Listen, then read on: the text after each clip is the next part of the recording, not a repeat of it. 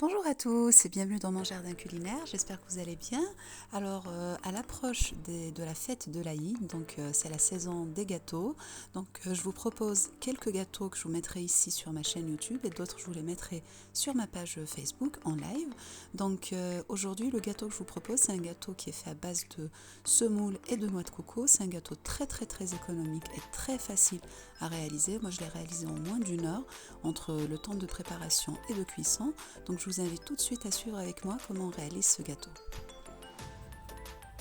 Alors pour commencer, donc j'ai mis à peu près un demi-verre de sucre semoule dans le fond d'une jatte et auquel j'ai ajouté du zeste de citron. Donc si vous avez du citron vert, c'est encore meilleur puisque l'association citron vert et noix de coco, ça marche très bien. Donc si vous avez du citron vert, vous pouvez l'utiliser, sinon mettez du citron normal. Donc, une fois que j'ai zesté le citron, donc je vais commencer par bien l'incorporer au sucre à l'aide d'une maryse, donc en faisant le mouvement que vous voyez ici à l'écran. Donc l'idée c'est vraiment de bien aromatiser le sucre et de bien incorporer le zeste de citron au sucre. Voilà, donc vous insistez comme ça jusqu'à ce qu'il soit bien incorporé au sucre.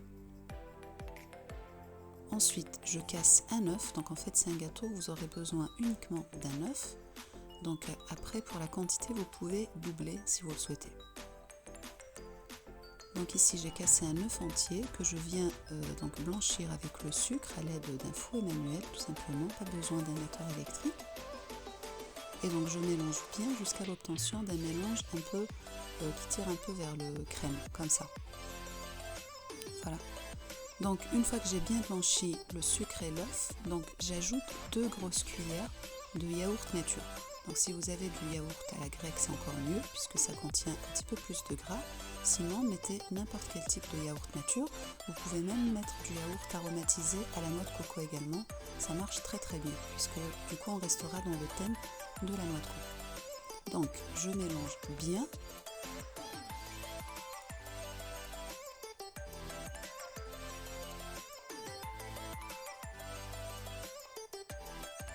Et donc, après ça, on ajoute bien sûr une petite pincée de sel. Donc ça, on en met dans tous les gâteaux. C'est un exhausteur de goût. Et je mélange. Et après, donc, je vais ajouter un demi-verre d'huile. Donc il faut compter 100 ml d'huile ou bien un demi-verre si vous n'avez pas de bol doseur. Donc, je mélange encore les ingrédients liquides. Et une fois que j'ai réalisé mon mélange liquide, je vais commencer par ajouter les ingrédients secs. Donc ici, je vais prendre 1,5 verre de noix de coco. Donc c'est vraiment un gâteau pour les fans de noix de coco par excellence. Et c'est aussi un gâteau dans lequel on ne mettra pas de farine. Donc à la place de la farine, on va utiliser de la semoule comme vous allez voir dans un petit instant.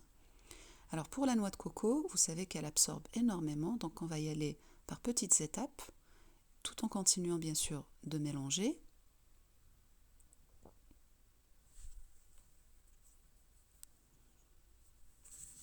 Donc on va y aller en plusieurs fois,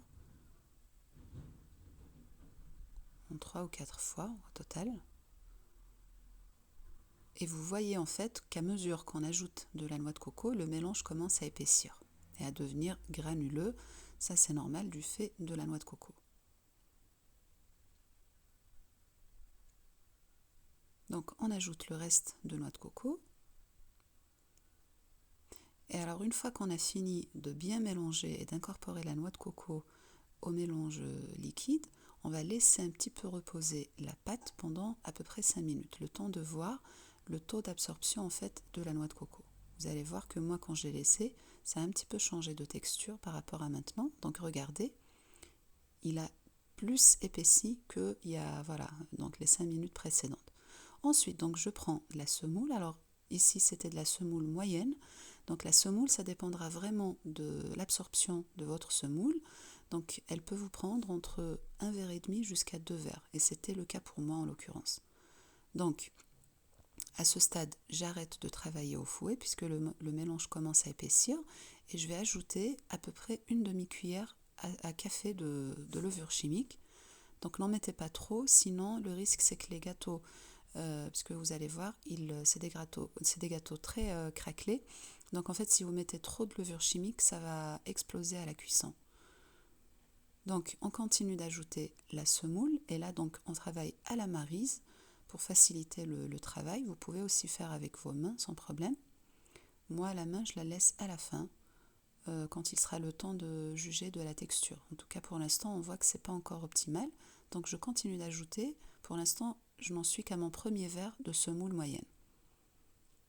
Mais encore une fois, je vous dis que la semoule, la quantité de semoule qu'on va ajouter, ça va dépendre de l'absorption de la semoule. Donc ici, j'ai terminé mon premier verre de semoule. Donc vous voyez qu'on commence à avoir une pâte, mais elle est encore très molle. Donc on ne peut pas former de boule à ce stade. Donc qu'est-ce que je fais ici? Je vais le laisser reposer un tout petit moment, à peu près 5 minutes, le temps de voir si la semoule va bien absorber. Voilà. Et au bout des 5 minutes, je reviens. Donc regardez le mélange, elle a absorbé, mais pas encore assez. Donc regardez, c'est encore très mou. Donc je reprends, en fait, à partir du premier verre, je vais y aller par petites étapes. Donc ici, je reprends un demi-verre et je vais y aller petit à petit, donc cette fois-ci à la main. Comme ça, je vais pouvoir juger dans mes mains si je vais réussir à former les boules ou non. Donc j'incorpore, sans pétrir bien sûr, j'incorpore doucement la semoule. Donc vous allez voir que j'ai mis ici la totalité de la moitié du deuxième verre.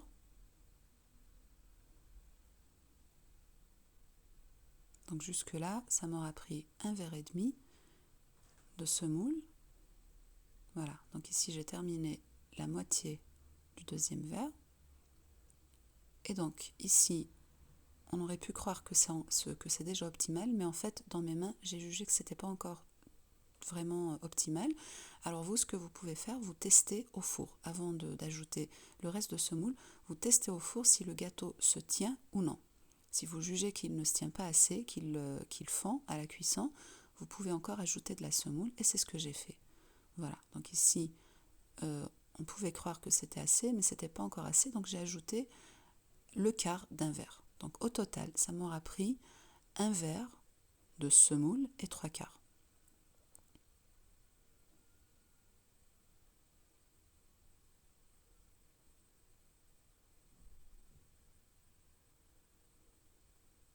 Alors donc ici, je mélange bien et ensuite je vais commencer à former des boules de pâte, donc de la grosseur d'à peu près donc 30 à 35 grammes.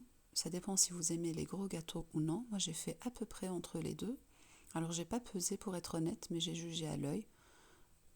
Donc voilà, ici vous la travaillez dans vos mains de sorte à éviter trop de fissures. De toute façon, c'est un gâteau qui va se fissurer inévitablement vu ce qu'il contient, donc de la semoule et de la noix de coco. Il n'y a pas de farine en tant que liant. Et donc en fait, c'est ce qui fait la particularité de ces gâteaux. Et ensuite, je réalise un petit puits au centre à l'aide de mon doigt, et tant que c'est encore dans mes mains pour éviter que ça craquelle en fait sur le plateau. Voilà. Donc je vous montre un deuxième exemple. Donc vous la travaillez bien dans vos mains, ne vous précipitez pas à la rouler avant de l'avoir bien travaillée pour justement faire en sorte de limiter les fissures. Ensuite, vous réalisez un petit trou, soit à l'aide d'un doigt ou à l'aide, si vous avez un objet en fait pour réaliser le trou. Et ensuite, je les ai enfournées pour à peu près 20 minutes. Donc regardez la cuisson. Donc bien sûr, au-dessus, elles ne vont pas devenir toutes rouges. Ça, c'est normal. Mais en dessous, vous voyez que c'est une belle cuisson dorée. Donc, j'attends qu'elles refroidissent, bien sûr. Et après refroidissement, donc j'ai pris de la confiture. Vous pouvez prendre la confiture de votre choix, donc d'abricot ou d'orange. Moi, j'ai mis de la confiture d'abricot. Et ensuite, à l'aide d'un pinceau, je viens badigeonner toute la surface du gâteau en évitant le bas et le trou, bien sûr. Donc, on en met partout, tout autour. Et une fois que je l'ai bien badigeonné avec la confiture, je vais l'enrober de noix de coco. Donc, j'ai pris un petit bol. Donc, je vais plonger directement le gâteau dans la noix de coco et je vais l'enrober de façon généreuse. Alors pour la noix de coco, moi j'ai pris le parti de de la laisser telle quelle. Si vous souhaitez la griller un petit peu, vous pouvez. Il Il y en a qui aiment la noix de coco un petit peu torréfiée, donc vous pouvez la torréfier dans une poêle et ensuite vous plongez les gâteaux dedans. Moi j'ai préféré les laisser tout blancs comme ça, mais ça c'est en fonction de vos envies. Donc ici je vous montre un autre exemple. Alors vous en mettez soigneusement en évitant d'en mettre sur le bas, comme je vous ai dit, pour éviter de mettre trop de noix de coco de partout. Donc je la retrempe dans de la noix de coco et je l'enrobe complètement pour avoir suffisamment de noix de coco et pour qu'elle soit vraiment très jolie, très présentable.